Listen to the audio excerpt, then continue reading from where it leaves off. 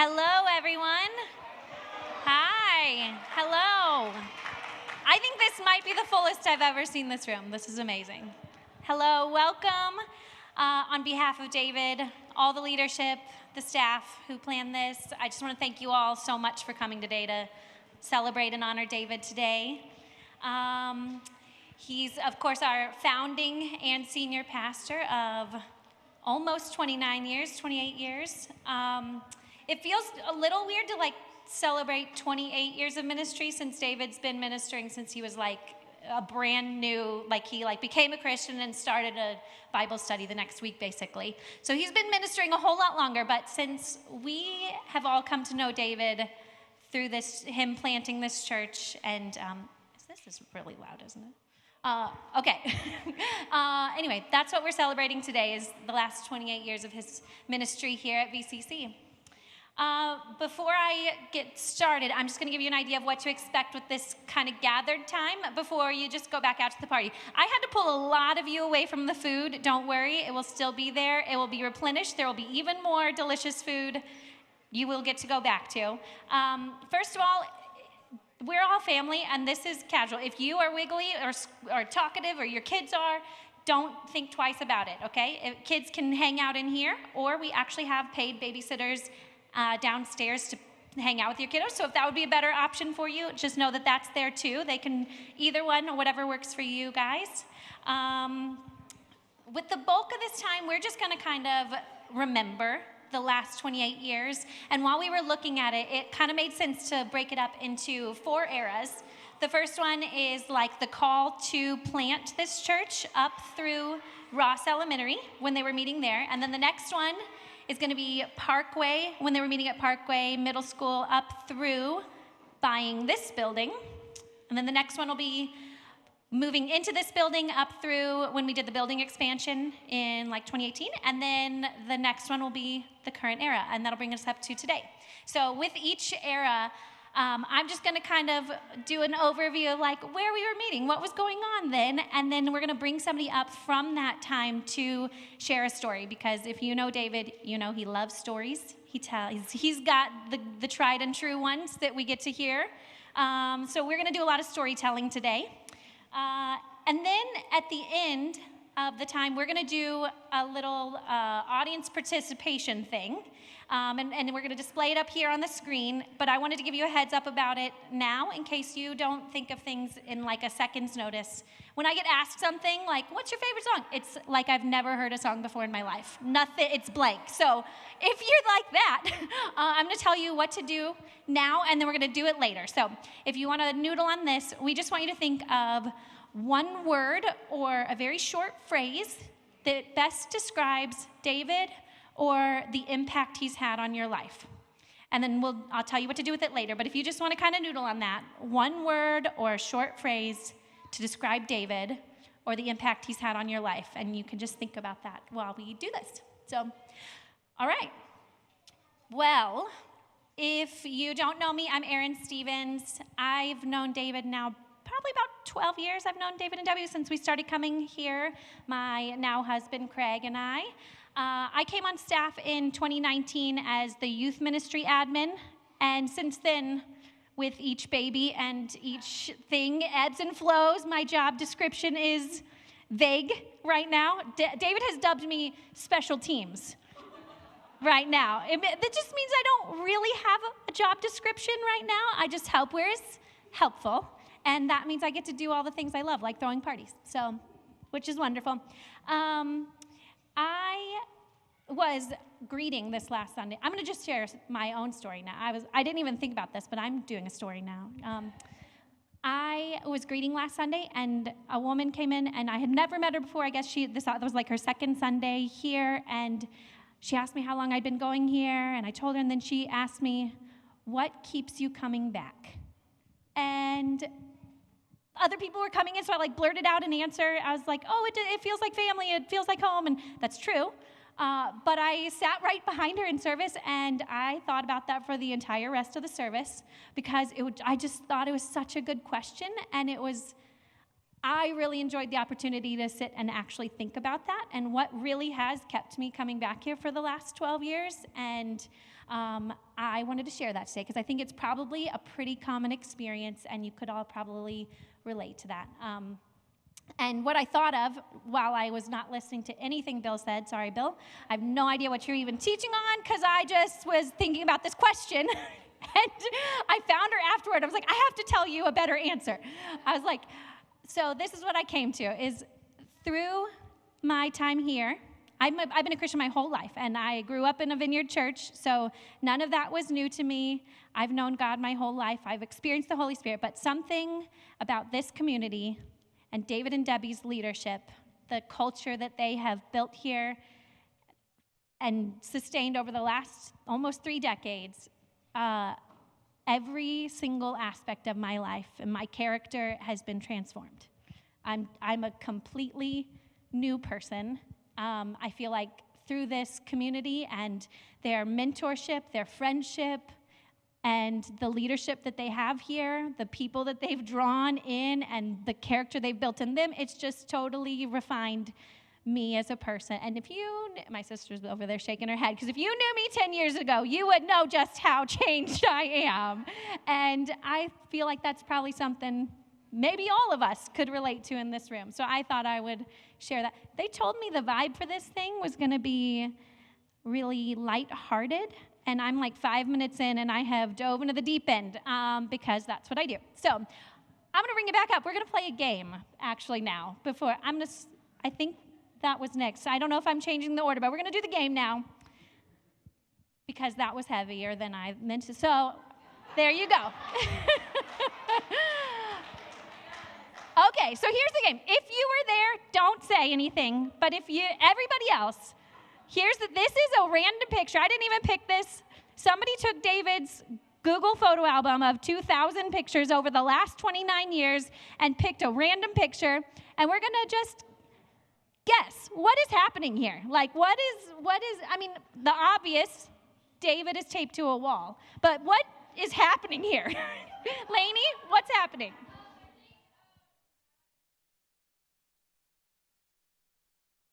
Matt is trying to remove the duct tape. So that's Matt Yules. Anybody know Matt Yules? Is he here? Yes. Okay.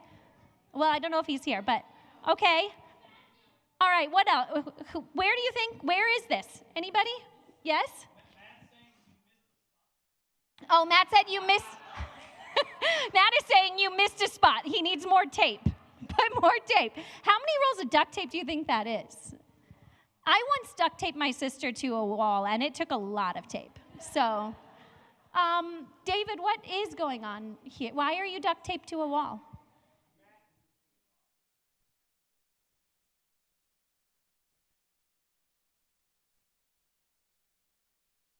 Okay, so they needed a pastor to be real, and this was Matt's version of being real.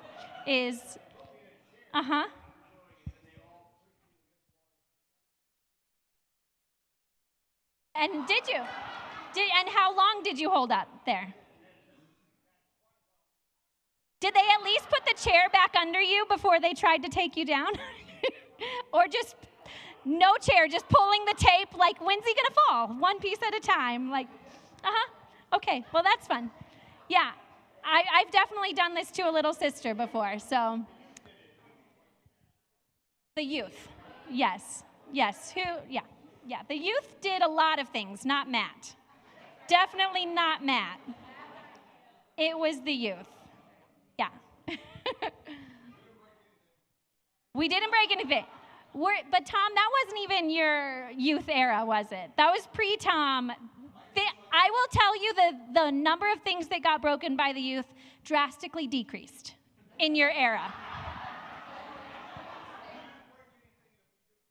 Yes, yeah, and nobody found out about it. And so if you did, nobody knew about it. And I think there was a sharp curve on that one when you became youth leader. Okay, so let's do our little walk down memory lane now. You guys want to do that? You ready? Okay. All right, so the year is 1995. David and Debbie, some Midwesterners turned California hippies, tan, fit, young, beautiful, all right? They're living in Palo Alto, and they have 2 daughters now, okay? They feel called to leave their beach days behind and move back to the Midwest and plant a brand new vineyard. The girls were not happy. Do you still hear about the beach and how you made them leave the beach? Yes, yeah. Okay, so they come to St. Louis. They scope it out. They feel like God leads them to Kirkwood. And this is it. They're going to move to Kirkwood. And they go back, and God starts putting together a planting team. So on August 1st, 1996, they load up in a U-Haul truck. They load up their very not happy girls in a U-Haul truck, and they drive across the country to a whole new life. August 1st, that is actually almost 29 years to the day. August 5th? August 1st is when you left, right? And 5th, you arrived here. Okay. I wasn't there, but I know the timeline, apparently better than he does. I have looked at it a lot. I know this timeline, okay? So this original plant team was 14 people, 9 adults, 5 kids. Yes, that adds to 14. 9 adults, 5 kids from 3 states, and they came to St. Louis to start a brand new life, a brand new church here. And then on October 5th, 1997, with about 25 people, they held their very first public service at Ross Elementary. There's, obviously way more than we can ever share today. We're going to share some stories, but there's a million more we can't share today.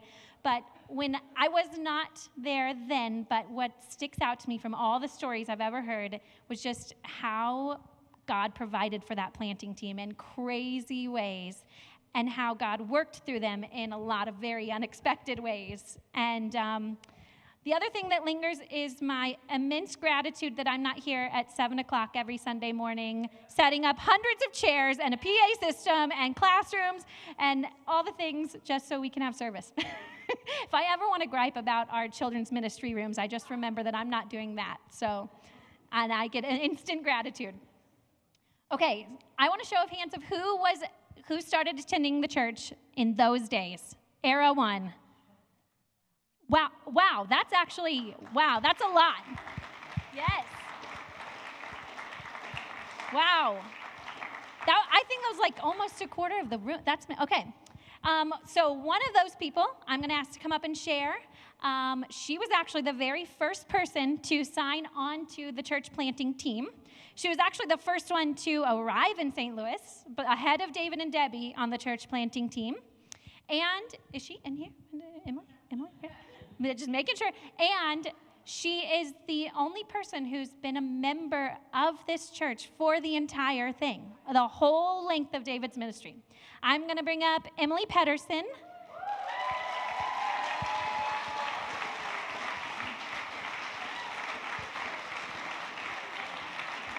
If she can weave through here, making your way through. Okay, you have to use the corded mic, sorry. Okay. Wow, this is, when you asked me to do this, I wasn't quite picturing this, but that's all right, it's okay. So Erinn asked me to tell a story from the very beginning. I'm going to go back even kind of a little bit before, because around the time, this was probably a year before we moved. What do you think? About a year before we moved. And I was out of college. I had just started teaching in California and was kind of living my life. And I knew that the Starks were kind of like in the process of starting the Midwest to plant. And I just couldn't stop thinking about it, and I couldn't, I don't know, I just kind of kept coming back to thinking about what they were doing, and talked to my mom about it at one point, and she's like, well, have you ever thought that maybe you're supposed to go? And I was like, oh, actually, maybe, so I started thinking about it and praying about it, and I just felt like every time, I brought it to God, it just seemed like that was what he was calling me to do. So I called the Starks, and I said, I need to come over for dinner. Let's have a chat. I want to hear more. And I remember going over and sitting at their back patio. We're having dinner, and just kind of sharing with them where I was at, and I was asking them about what the plans were and everything. And there was a lot that was still not set. They weren't sure whether it was St. Louis. They weren't sure exactly what the timeline was going to be. But at the end of that evening, I was just kind of like, well, whatever the choice is, wherever it ends up being, I'm in. I'm coming. And I remember David kind of looking at me and going, well, I guess we're going then. And so yeah, we spent the next year, preparing, and we all at various times came out and visited, and I was teaching at the time, so when I got done with my teaching year, I was like, okay, I'm going to head out. I'm going to take my stuff and find a place to live, and I drove. So I took a cross-country road trip. I visited all kinds of friends on the way. I, kind of took my time, and it was, a few years before there were actually commonly cell phones everywhere. And so, I was checking in with, I think, my family and stuff, but I think the whole thing, it took me 2.5 weeks, so it was a while. And I got here, and I was staying with some people that we knew, and the first thing when I arrived, they were like, you've got a call from the doctor. And I was like, what? And so I called. I had seen my regular doctor, before I came out, while I still had insurance, get the checkup and everything. And apparently, my blood work had come back after I left, and they were like, you need to get to the hospital. We think you have diabetes. And I was like, I literally had to go to the library to look up, what's that mean? Do I have to eat those disgusting little cookies? I didn't even know. And so I literally, I called. I ended up spending my first weekend here before they were even here in the hospital. And I remember my mom calling, in a panic, and I was just, I felt so much peace. I was like, well, God got me here safely. The doctors were they're like, we're not sure why you didn't go into a coma on the way here, because my blood sugar was so high. But God kept me safe, and I knew that if I'd gotten that news before I left, I wouldn't have been able to leave. It wouldn't have made any sense. But God knew, and He arranged all the things, and so that's my beginning of the church story.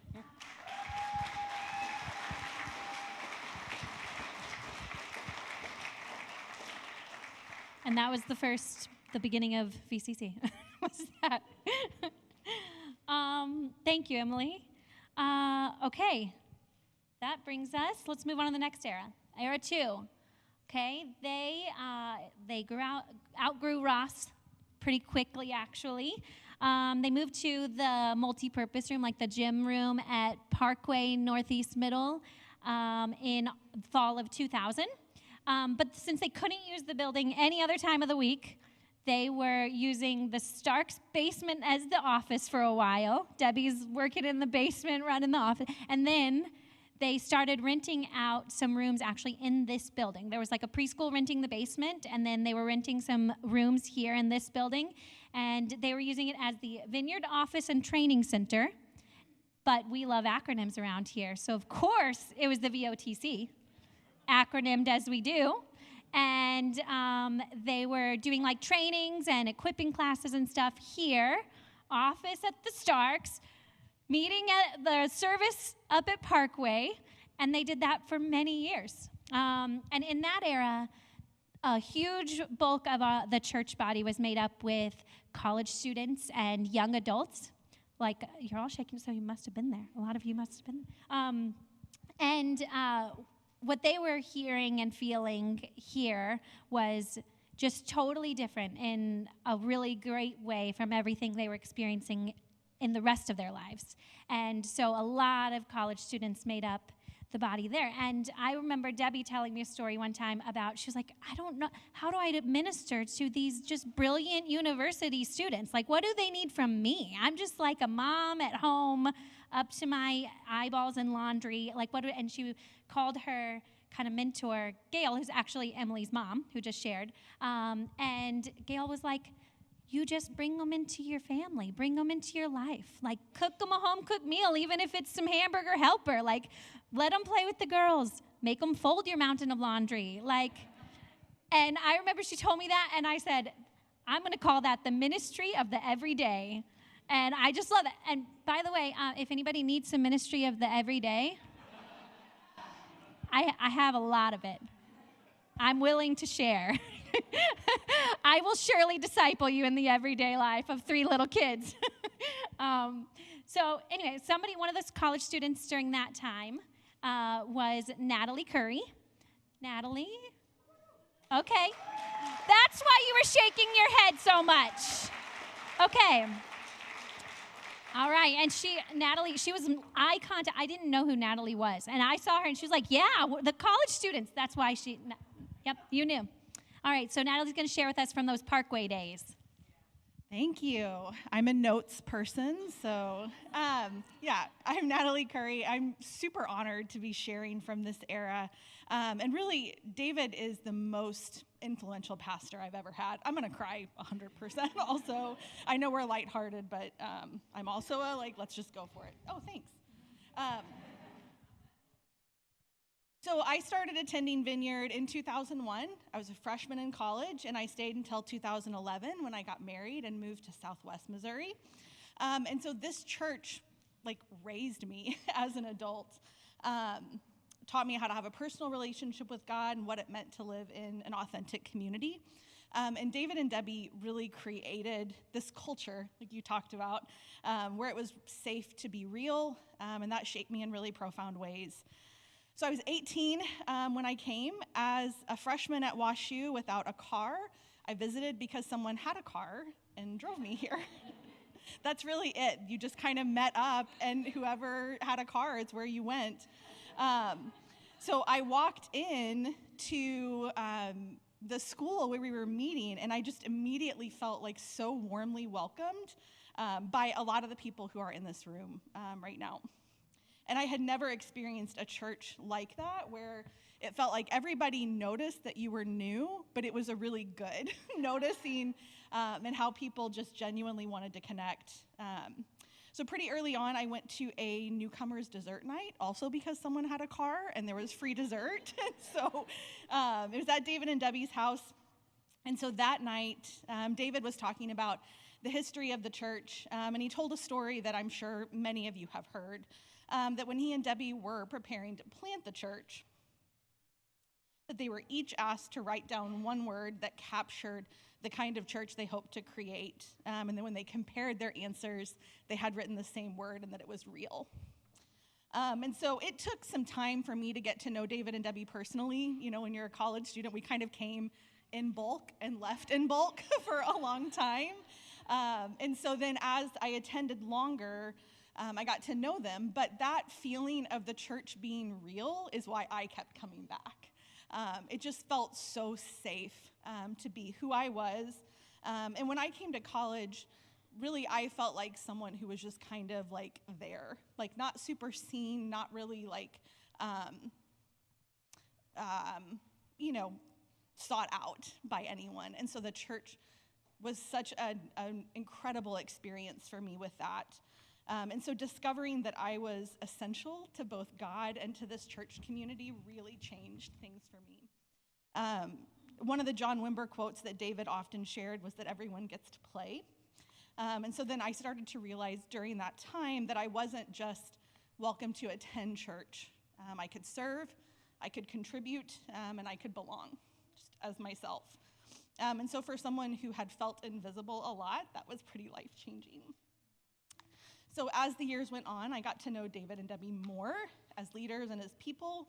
And so lessons I learned from them weren't just sermons, they weren't just classes. It was really from watching them live. As you said, they invited us into their lives. I thought Debbie was the coolest person in the world. So the fact that you were like, what do I have to offer college students?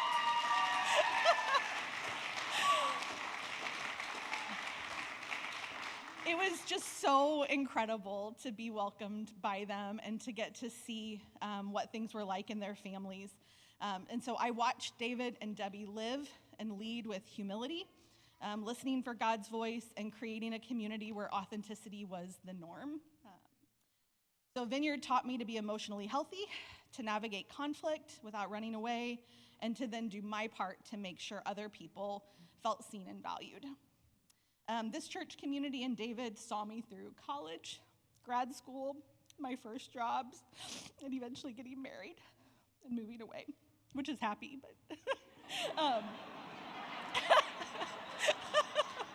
I realized I was crying and pointing to my husband.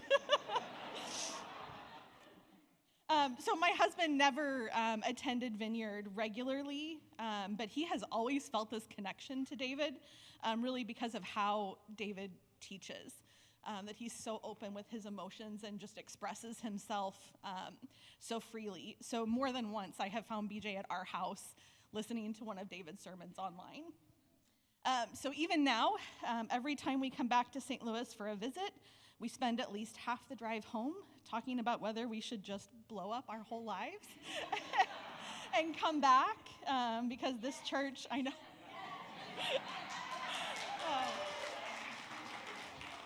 Don't tempt us. This doesn't exist everywhere, and that's the thing that we've known. We've been gone 14 years now, and this is a really special place and a really special church that's left such a lasting mark for us.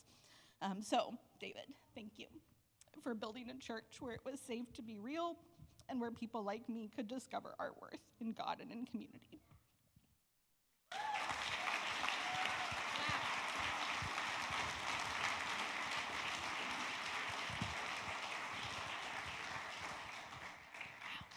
Well, all right, Debbie, I'm holding out hope that some kid a little younger than me will one day say, I thought you were the coolest person ever. Yes, somebody might. Yeah, Okay. Yes, I'm deceptive. Thank you so much, Natalie. That was beautiful. Thank you. All right, on to our next era. All right, so eventually, they actually got the opportunity to purchase this church. It's 2007. What? Yes, I think you bought it in 2006, but it took some time to renovate it. Moved into the building in 2007. April 1st, 2007 was our very first public service here in this building. It looked quite different back then. Actually, those doors did not exist, and everything past them didn't exist. And the sanctuary was this way. And that was the era, actually, we started coming, and we got married in this church. Let's see. I have a whole paragraph here describing the actual building. I'm going to skip that. Like, literally, I'm just describing all the things that I liked about the old building, like that plant wall. I missed that plant wall. It was so beautiful in the stairwell. Okay, I'll move on from describing the actual building. Okay, but in that time, since we had a permanent building for the very first time, finally not setting up and breaking down for every service, they were able to actually set up kids' classrooms and do more with children's ministry, and it made it easier for families with young kids to attend. It was easier to have classes and more training, and that led to more small groups because there were more people being equipped to lead small groups. So one of the families that started attending in that time were the Galloways. They had a very young baby named Lily at the time, and Ryan is going to come up and share. You know,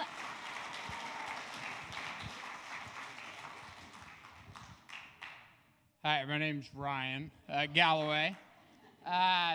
We started coming 2008, 2009. Myself, reluctantly. My wife, we had she was 1.5, said, I think we need to start going to church, and I didn't want to do that. But it was easier to just do that rather than not do that. So 16 years later, here we are. So that, I mean, that's how it started out. And it was, I had been to, a few other churches in my youth, and that was why I didn't want to do it again. But came here, and it was a totally different setup. David, extremely welcoming. And I had a lot of bad habits that I had to work through. So help with that. David helped a lot with that. And then I guess the story and the best thing I'd say about David is, like, later on, a little bit, I don't know, probably 5-6 years ago, I hit, points in life that really rough, really hard. I was ready to just pack it up and stop trying. So I reached out to David, and like a last-ditch effort, called him, said, hey, I'm having a hard time, need some help with this. And I wasn't expecting anything, but he saved my life. I probably literally, but definitely, like, my life as it is today would not be, so yeah, is pretty rough. So he got I expect him to just give me, yeah, you can do great. We'll have coffee every once in a while. But, he organized like a group of guys to come beside me and help me out through that. And I wouldn't be, my family, myself would not be who we are today if it wasn't for David Stark. So thank you.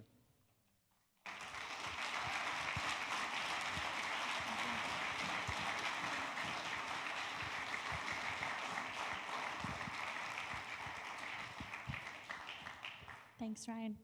Probably we could all say that in this room, huh? All right. Well, we're moving on to our last era. We're era number 4. Hold on, I'm clearing my throat. It's fine. Everything's fine. I'm not crying. You're crying.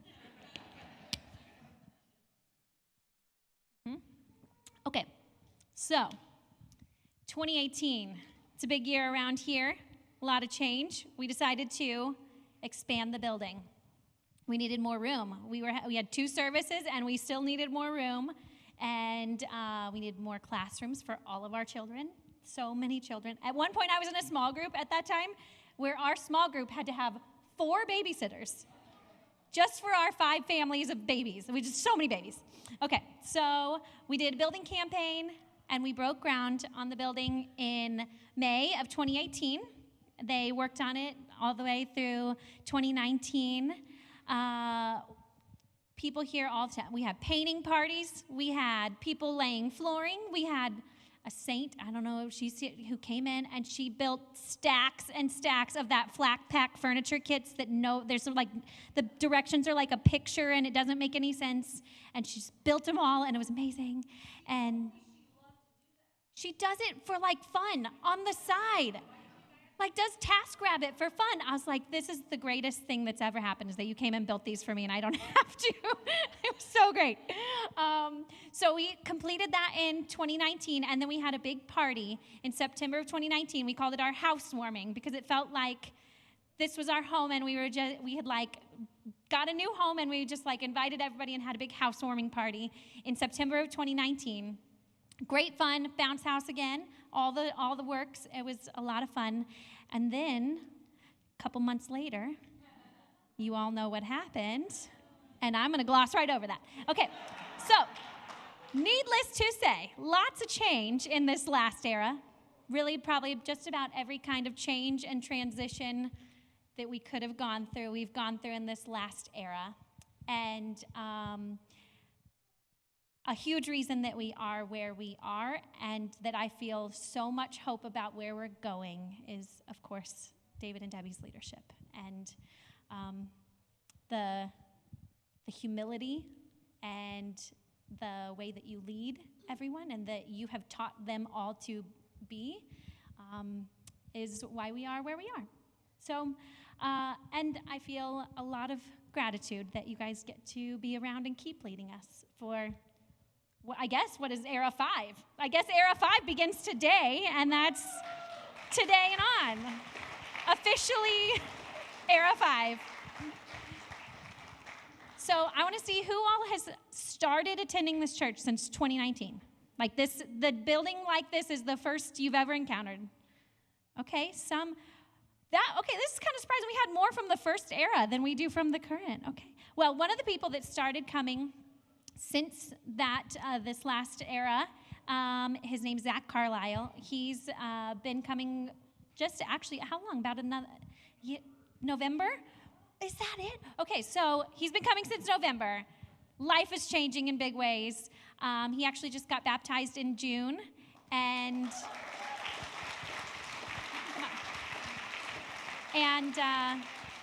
he's been spending a lot of time with David, and so I asked him to come and share.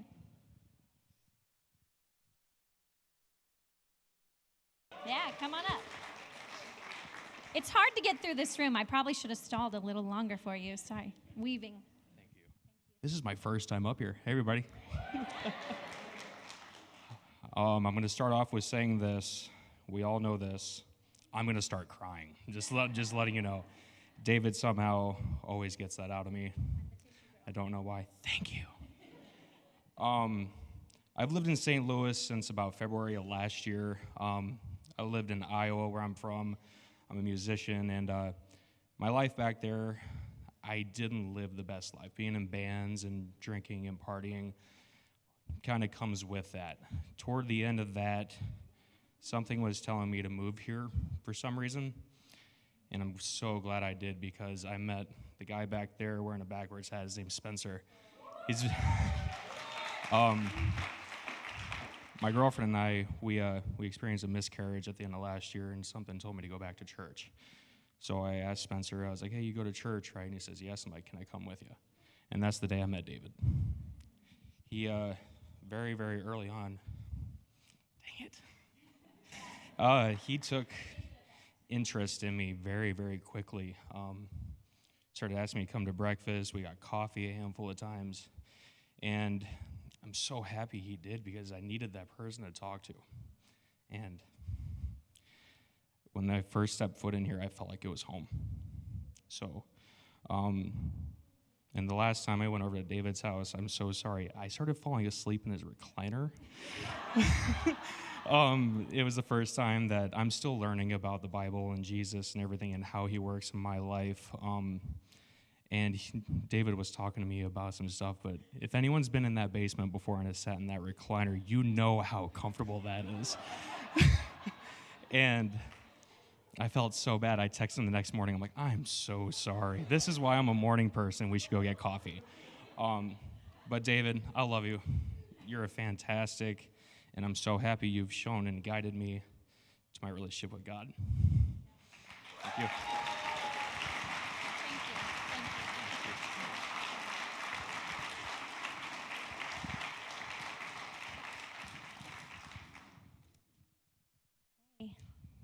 Come on up, ladies, to the front. Anna, Emily. Okay. That gets us to today, beginning of Era 5. Okay. We know that this is David's retirement party, but we, all of the leadership, the staff, we really thought it was important to acknowledge a few people at this, that without your love and support and sacrifices over the years, this actually wouldn't have ever been possible. David couldn't have done what he did, and this wouldn't have been possible without you guys. So Emily, Elise, Debbie, thank you so much.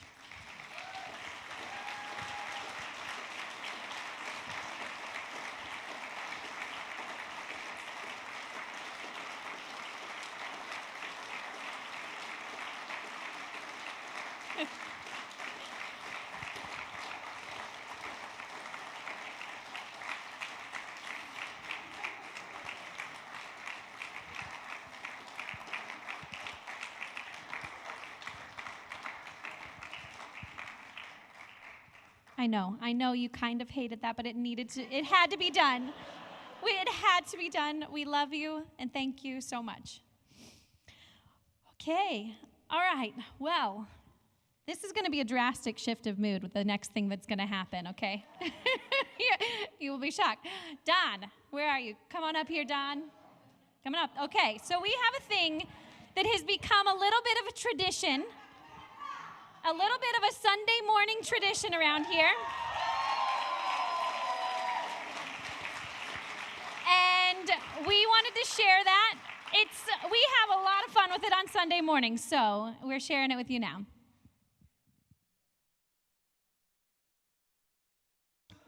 Thank you. Thank you very much. You know, when I listened to the stories about David, and there's one word that comes to my mind when I think about him, and he's a very humble man. He is sincere, honest, and loving. I prayed to the Lord about how I'm going to introduce him today. And it's been used before, but the Lord's been with me for the last 3 or 4 years as I do announcements. And now,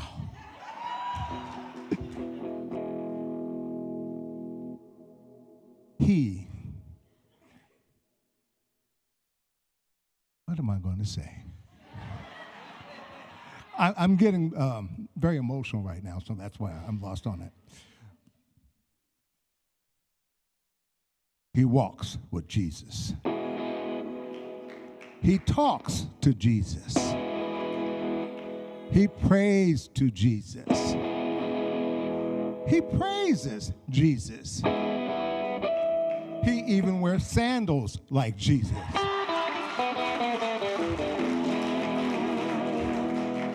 He's God-fearing, Jesus-loving, Holy Spirit-filled. This is the first time I introduced him and using the same thing.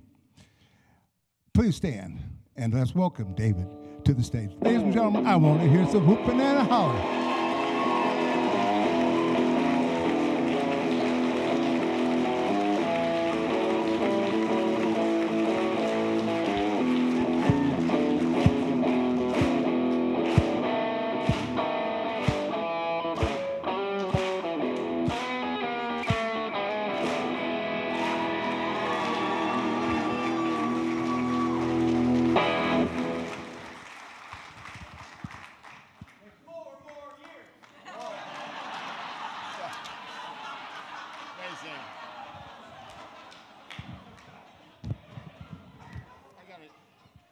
I got to tell you what Josh was begging me to do.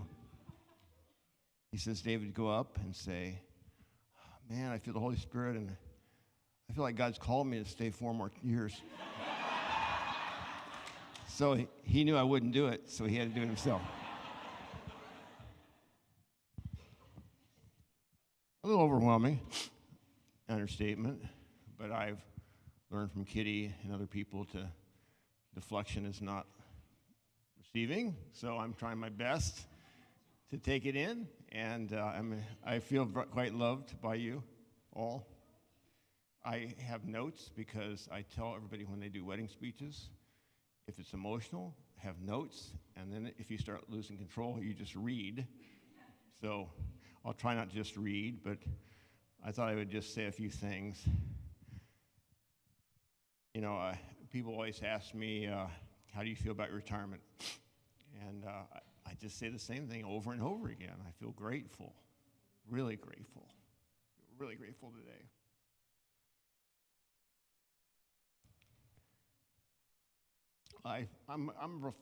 I didn't used to cry, believe it or not. I know some of you know me so far back you can remember when that wasn't the case, where I cried, didn't cry much. But the thing I'd say about, for me, it's like throughout my life, I reflect back on things a lot, as you know. And then I tell you stories over and over, as you know. And I remember I've been kind of really thinking about this for a couple of years. And so this is like a lot of reflecting for 2 years. because it's not just about the church. It's just kind of, I find myself reflecting on my life of like, how'd that go, you know? And so, you know, but for me, as you know, I repeat stories a lot. And I want to say, I just want to mention something. Jesus repeated stories a lot too. So, deal with that. All right. I even have a line I put in, I just can cut and paste it on my teachings. Like, many of you heard this story before, so you'll stay open to hearing it the 5th time, because it's such a good story.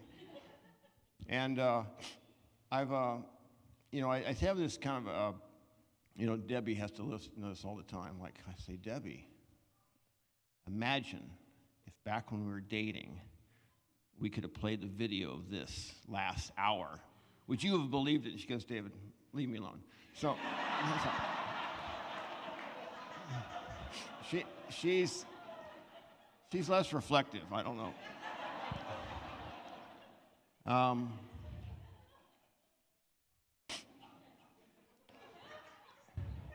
But Debbie has been very gracious in listening to me. You guys have as well.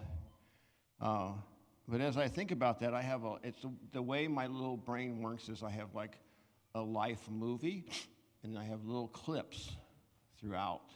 And I just think about those clips a lot, because those clips represent something that's much deeper. And so as I was just thinking about that, I was just thinking about all the different clips I've had, you know, from childhood. It's not just last 29 years. I hate to tell you, I've been thinking all the way back from birth, childhood to 67. It's a long movie, a lot of clips.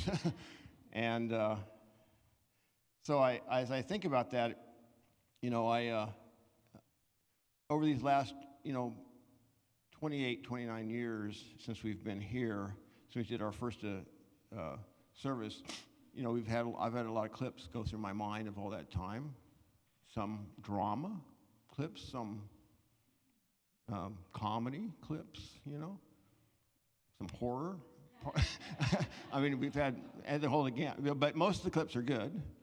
And I'm just grateful those moments over those years. And so the thing that I've said the most with me in church a lot is that, you know, our relationship with God is vertical and horizontal. And that's just how I think on about everything. And because of that, the horizontal's really good to see people I love so much in the room. So,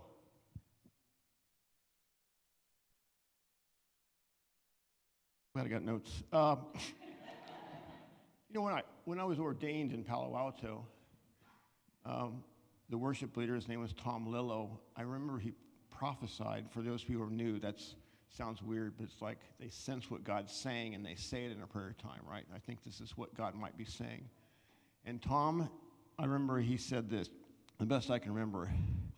He said, David, God has given you the ability to hold on and continue a relationship with people far beyond what most people can, even if they're miles away, and even if they've passed. And I thought, I had no idea what that meant at the time, right? And now I look back and I think, that's really been a gift. I look in this room and it's not, no one drives me crazy. I love you. I love the people here. And so, that's nice. So when I see your faces, I think of clips of moments all the time. I just think of clips. And I mean, I could sit here all day long, because you don't want to do this, I know, and I could go from clip to clip to clip to clip, and they all were life-changing clips. Some of them were really suffering clips, and some of them were really joy clips, but getting through it together has just changed my life and allowed me to see God and understand the things I didn't know before. And so even the hard ones have been good. The staff said, well, it's your party, you can do what you want to, so we're going to stay till like 7 o'clock tonight. Hang on a second here. This is being real.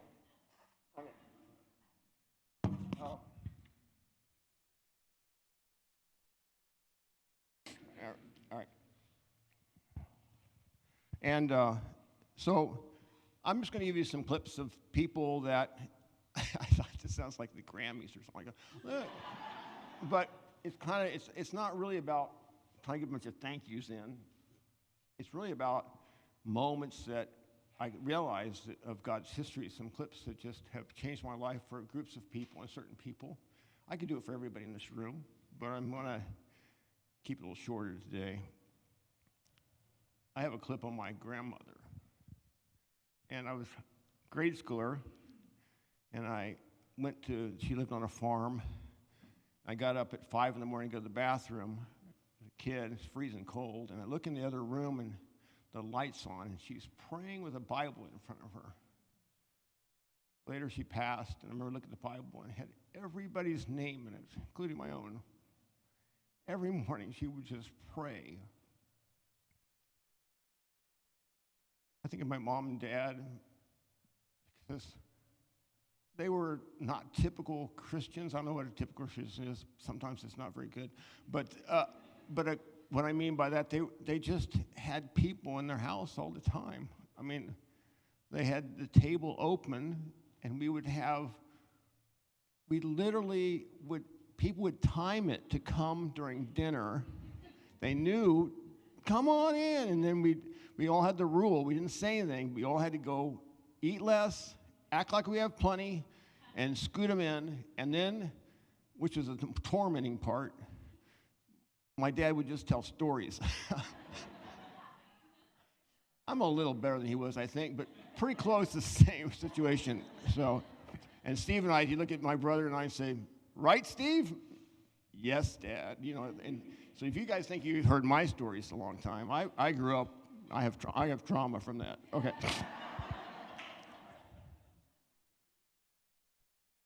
Another person, I know I mention this in my story a lot, but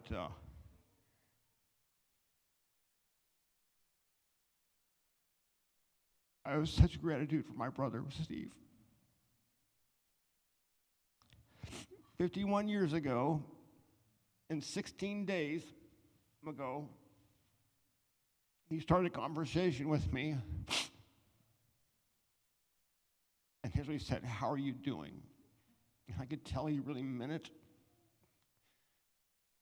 And I started opening up all kinds of stuff till 4 in the morning.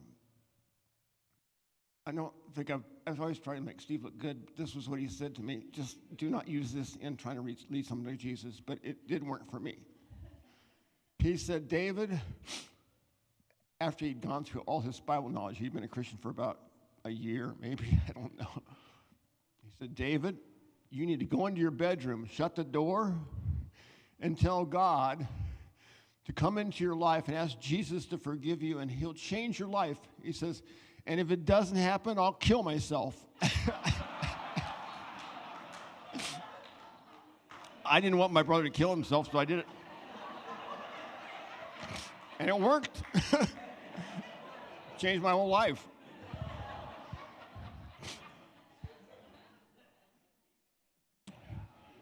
And about a year later, Steve said, why don't you lead a Bible study? Because I had a lot of Bible knowledge by then. I was about, I think maybe less than a year of reading the Bible. I thought, sure, that sounds good.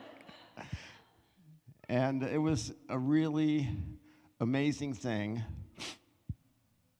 you know. And the reason it's amazing is I'm pretty much below. I try to pretend like I'm average, maybe below average if you put on a normal scale, right? And I couldn't succeed in sports. I got C's. I just thought, you know, I'm not sure what's going to happen here. And when my brother said that, I thought, I think maybe Jesus might be an equal opportunity employer. Maybe he's the true, just God that would allow me to have impact on something and do something. My theory back then was always like, if I can do it, anybody can do it. That's my thing. And I remember this feeling of being in my parents let us go in the front room, and clear out all the furniture, and young people would just pile in, and we didn't know how to do anything. And we sang these cheesy choruses now, but they were beautiful back then. We just start singing. We could feel God in the room. And then we looked around and we thought, it's awkward looking at each other. Let's close our eyes. So we closed our eyes. It got better. And then we just started realizing, I think God's here. We didn't know what it was or anything. And then I would talk and things would happen and we'd break into groups. And I just found community for the first time. We just hung out. People ask me, like, when were you called as a pastor? You know, it should be some dramatic story. I don't have it. After being a Christian and realized you could actually be a normal person and below average and good things came out of you and it really mattered, not stuff that didn't matter. I thought, who wouldn't want to be a pastor? That's what I thought.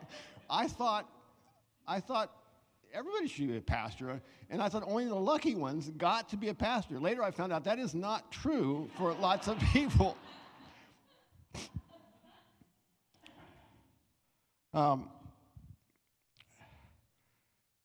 So I've been doing pastoral stuff for 45 years. I've been paid to do pastoral stuff. What a deal that is. For 35 years. I didn't know that was even possible. And so I just say, Steve, thanks for asking me how I was doing. It really did well. Glad you're still alive. All right.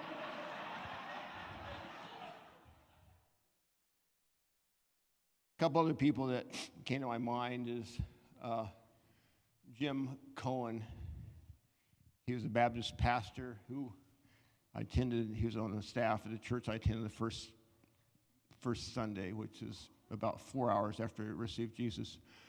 And he was a typical great guy as a pastor, but he just, again, took me into his house and just treated me like I was 25 years old or something. We just hung out. He was here a couple weeks back. And then another pastor that was very significant was Mark and Gail Pettersen.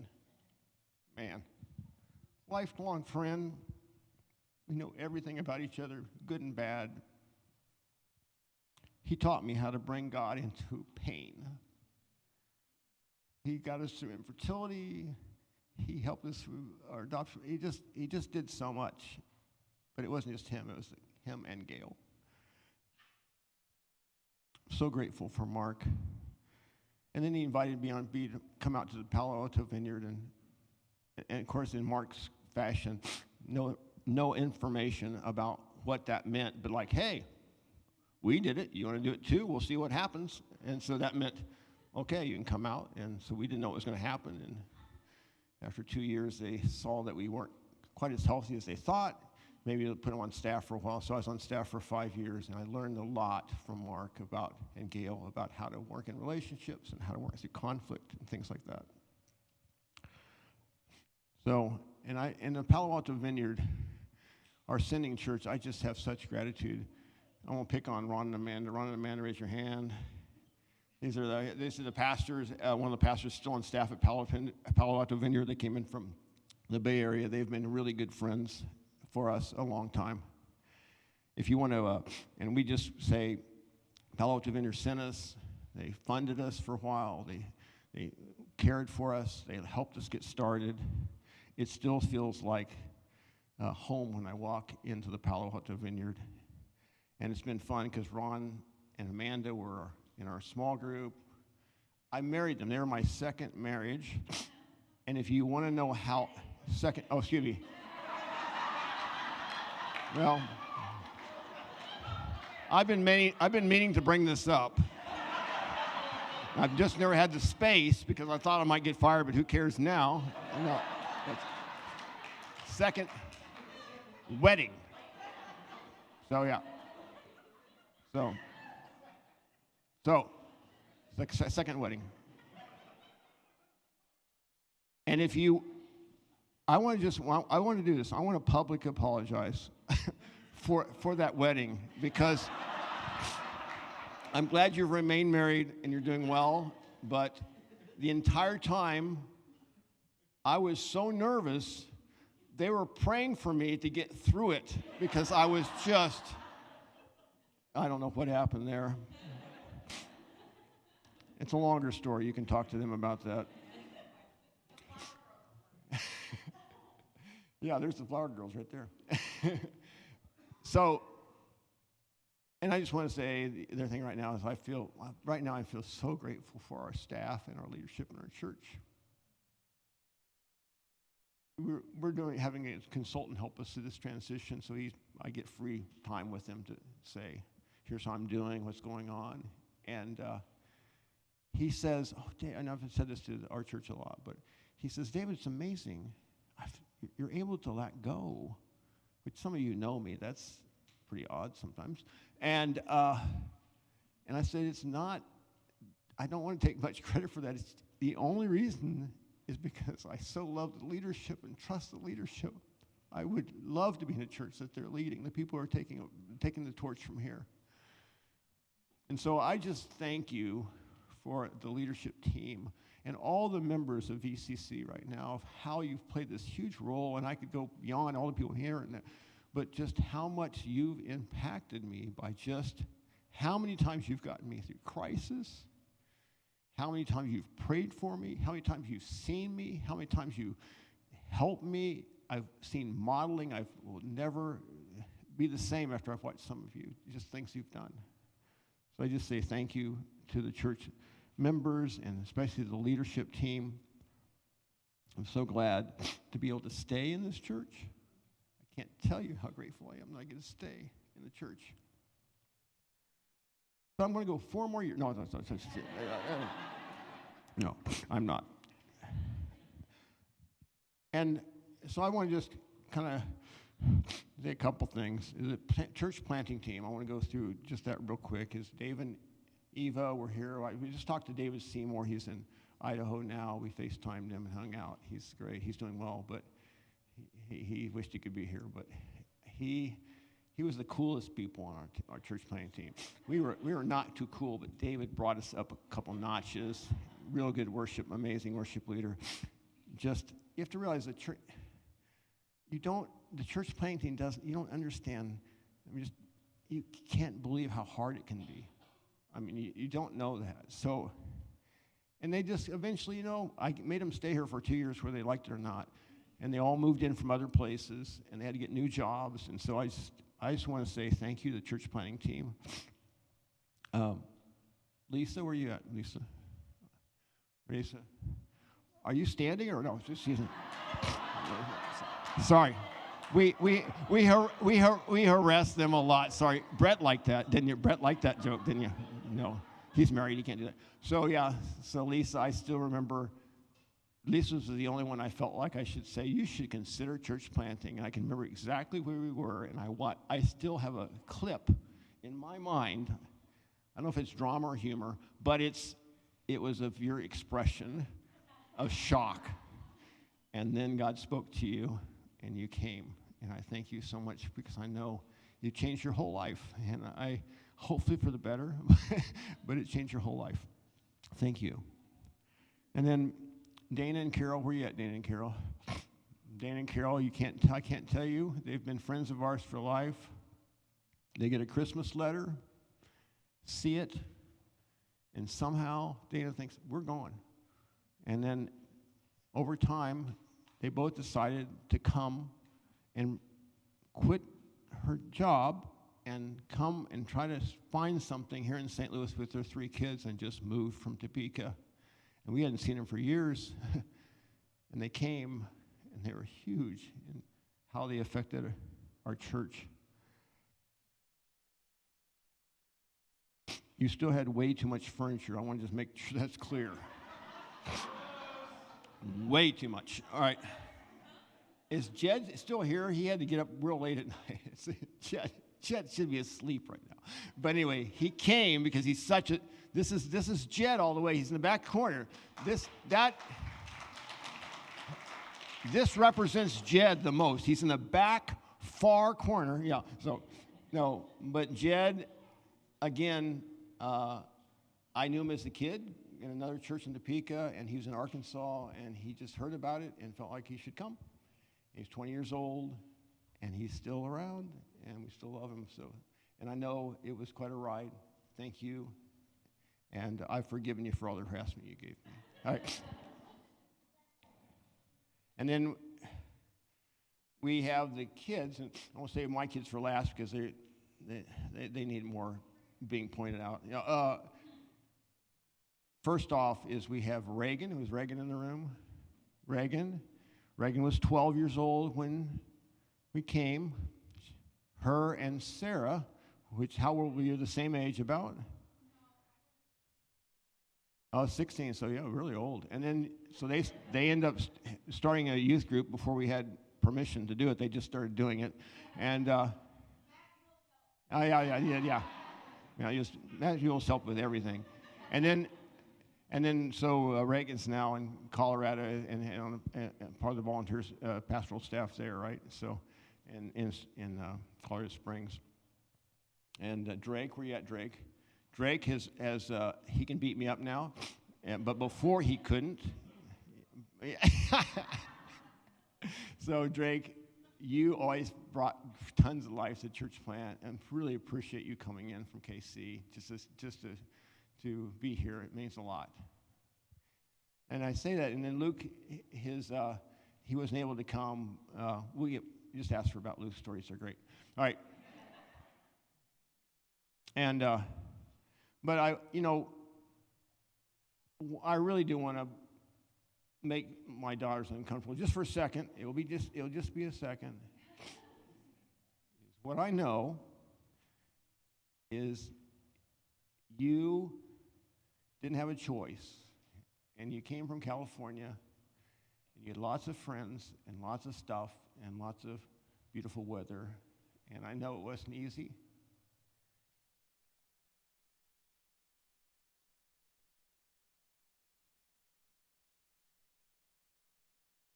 I know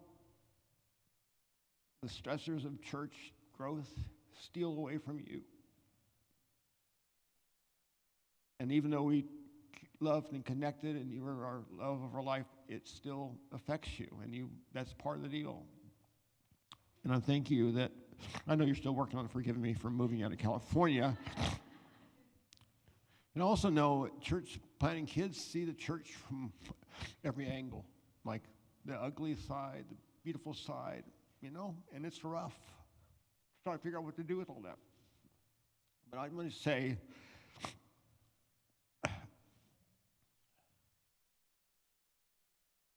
I'm hoping there's some beautiful parts that will still hold. And I just want to say, I love everybody in this room, I really do. But I love you two more than anybody here. And I love Anya and Kalani the same way. Sorry, you guys. But, yeah. And so I would say thank you for what you've sacrificed. And thank you for being here. It makes me feel really loved. So,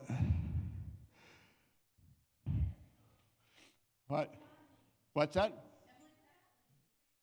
I know. I'm just getting control here. You're the best for last year. Well, I did miss you, didn't I? Oh, I like Emily. No, I have a whole thing for you. Oh, there it is.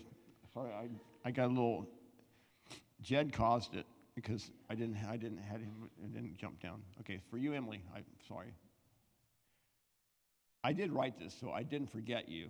I just, give me grace. All right, here we go. Emily Pettersen, honestly, when she came and told us she was moving, it clicked. It was what we decided, that's it. We knew it. And she was so confident. Emily's always been that way. There's this faith when Emily gets it. It's like, okay, we'll do it. And it's that moment where she had that, where you could just tell she knew because she knew. And somehow that affected me. It's like, okay, I'm in. This is real. It was, and by the way, Emily is somewhat competitive. We had a rule: you cannot play games in our church planning team because it broke down relationship because of certain people. Just teasing, not really. But she's competitive and she's very good, and so I want to give you a award. All right. You know, here's your award, Emily. First to commit, first to arrive, last to leave. You've won the award. Thank you. So, thank you.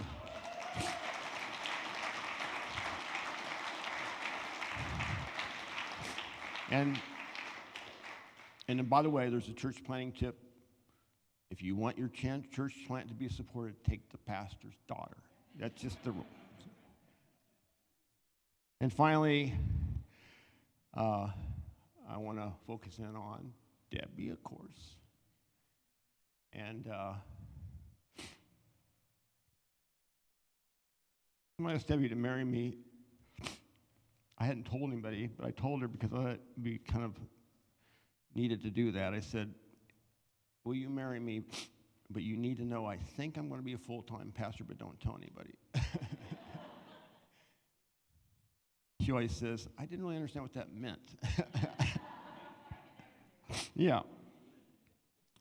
And then when we went to Palo Alto, it was just a whole world of transformation.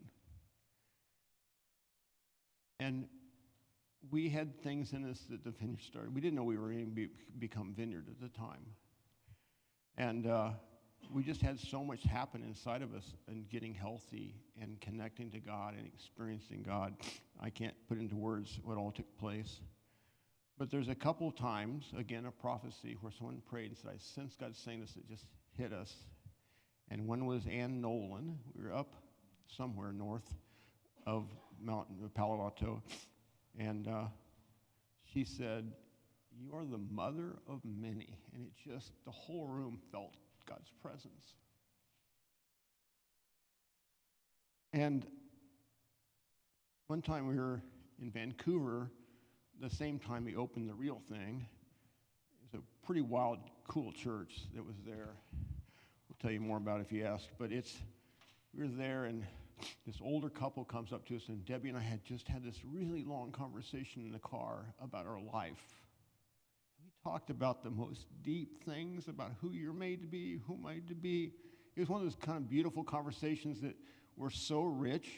And then we went that night, and this older couple comes up to us, and they almost word for word, they said everything we said in the car, and they said, this is right. And then they looked at Debbie and said, Debbie, you guys are a team, and she is the gatekeeper. I didn't know what that even meant at the time, but now I understand, because what that means, her wisdom, her simple kind of wisdom is sensing and feeling. She's so open and gracious, but she has protected you from many things that if she wasn't there, it would have gone a different way. She has been that, and I kind of call her, it's like, I have these great ideas, and I look at her, and I can, without even saying it, I can see a green light, a yellow light, or a red light. And I just, if it's green, I don't even pray about it. I say, let's do it.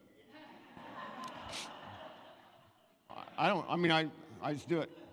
If it's yellow, I'm thinking it's going to turn to red, but I think, slow down. And it's red, she's saved a lot of times, right? She has this place. And so, and I think, for me, I think many of you have experienced that with Debbie, those two characteristics. And so I thank you, Deb, for being in this for so long. You've been so gracious to me. And I just thank everybody. It's like the only problem about being real is that gives people permission to see you, who you are, and then they got to see what to do with that when they see your blind spots and your stuff and all that stuff. And that's what's so good is you guys have seen all my quirks, my things that drive you crazy, and somehow you just keep forgiving me and being gracious, and it's just amazing. So I think that's it. That was ruthless. All right. What did Emily say in the podcast? Oh, it was brutal. It wasn't brutal. It was quite good, Emily. Anyway, so again, I love you guys. Thank you to staff for doing all this and all the people that joined in. Oh my goodness, what an amazing thing. So I don't know what's supposed to happen here.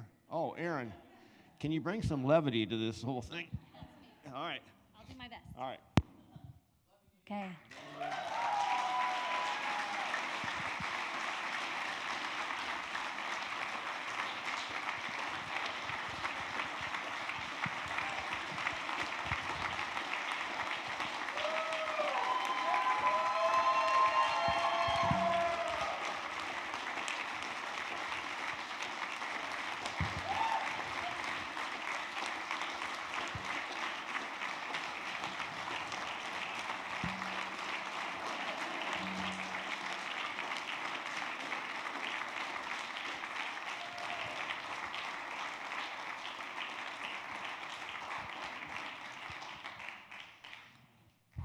Levity, huh? Yep, bring it up.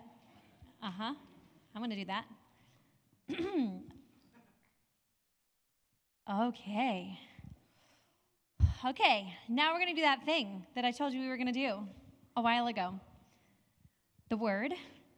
Everybody was thinking of the word, obviously. We weren't listening to any of this. We were all thinking about that word that I told you to think of. Okay. This could be light and fun. This could be more impactful, whatever. Okay, so get your phone out, scan this QR code, and we are hopefully going to do a fun, high-tech thing on this screen, okay? So you're going to open that. You scan that QR code, and then it'll have like a space, and you can just type that word that we told you to think of, one word or a short phrase to describe David. And what we're doing is it's going to populate a word cloud up here. As you guys say it, it's going to populate up here. And something fun I learned about a word cloud yesterday, thank you, Caleb. I didn't know that the more times a word is entered, the bigger it gets on a screen. So if more of you say the same word, it will start growing up there. Ooh, look at authentic. Dang. So at the end of this, we're going to take this, we can like download it, and we'll print it out, and we're going to be able to give it to David at the end of this, so he will have this all.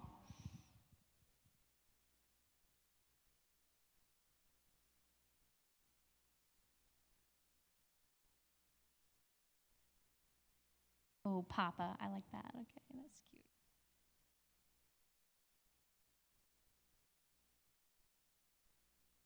Wow, that authentic is not changing. Still the biggest word.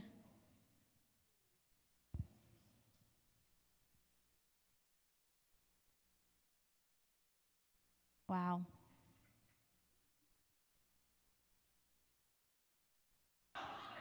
What?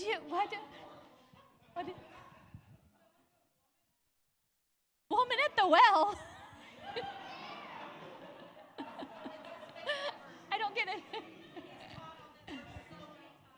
At the woman at the well? I have never heard it.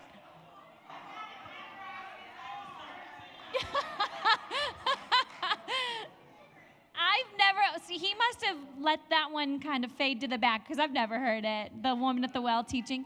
Now, it says John 4. I have definitely heard that a lot. Yes. Yeah. Slay with your nails. Okay. All right. Wow. Okay. You can keep entering things. I'm going to take it off the screen. You can keep putting stuff in. Actually, no, I'll leave it up while I do my closing stuff. And you keep putting stuff in. You can put more than one answer in if you want, and it will just add to it, and then we'll get to print this out and give it to David, or probably something digital, because that would not be a dinosaur like me. Okay.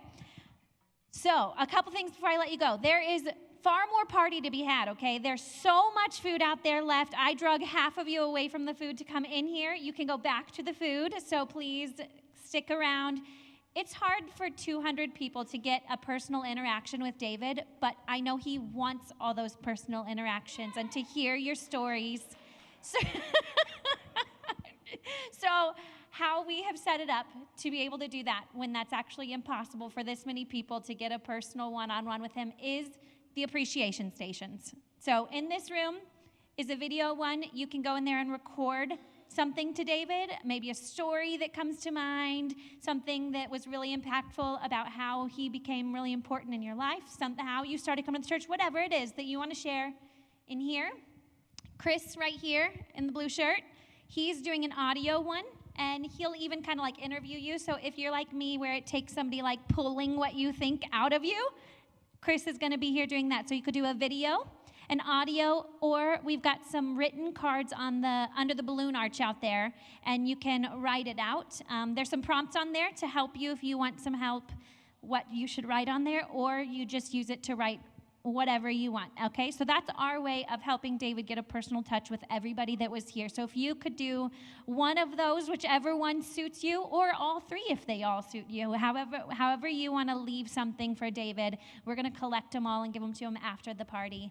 And he will have, 5 weeks of vacation, sabbatical, what do you call it when a person retires? 5 weeks of not being here to digest it all and be able to take all those in. So I don't want you to miss those. And then I wanted to say a thank you to everyone who helped put this together. Yeah. Yes. There were a lot of them, and a lot of help, a lot of things, moving parts to this whole weekend, not just this, but putting on this whole weekend to celebrate and honor David. So thank you to all of you, and thank you for every single one of you that came today. Everyone that's in this room from all over the place, near and far, thank you so much for coming and being here today. Please stick around, hang out, get another chance to come talk to David, and we just appreciate you being here. Thank you.